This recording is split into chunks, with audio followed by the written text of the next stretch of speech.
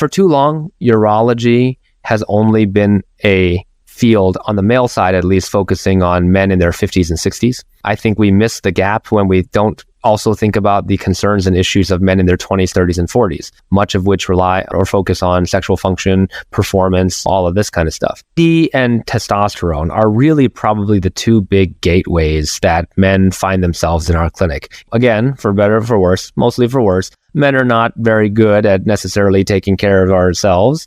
And there's a long period of time between the time that we leave our pediatricians at 18 until the time that something really serious starts happening, that many men are just sort of outside of the healthcare space. Some of the things that might motivate a guy to come seek care oftentimes have to do with sexual health, fertility, testosterone, these kinds of things. That can become the gateway to try and re-engage these men in their own healthcare and get them into this medical system. Oftentimes, many of the issues that will strike them later in life, diabetes, high blood pressure, high cholesterol, these things develop in their 20s and 30s and 40s. If we can identify them early, we're going to be saving them a lot of grief towards their 50s and 60s. I think our testosterone levels have generally declined mostly as our health has declined, right? The number one and number two causes of low testosterone are poor sleep and obesity, which a lot of us busy people suffer from. In the world of testosterone, there have always been many different options. When I talk to patients, I tell them, look, it's some kind of trade-off between how often you want to take it and how invasive it is to take.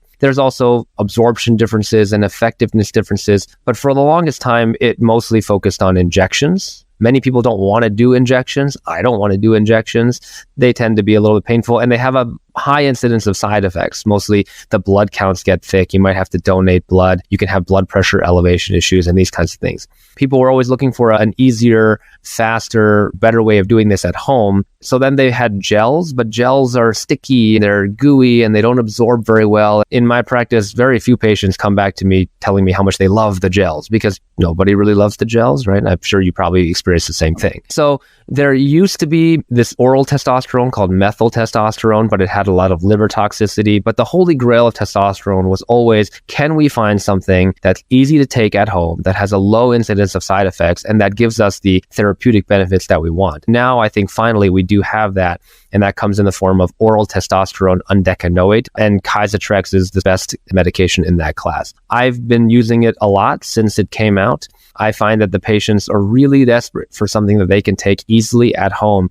Anecdotally, the patients have incredible outcomes. I don't have to worry nearly as much about the high blood pressure elevation and having to go to donate blood because their blood counts are getting thick and the theoretical risks of strokes and blood clots from that kind of thing. The patients just love the fact that they have an easy to take option at home. The really revolutionary thing about Kysotrex is that it's available as a cash product, essentially, that skips all of the insurance clearances and the hassles and everything like that. You really just purchase the medication, but without any of those other hassles. That has allowed us to get many, many more people access to this critical medication.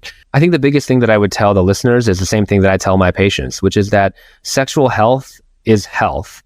And most of the things that cause a decline in sexual health are the things that cause a decline in general health.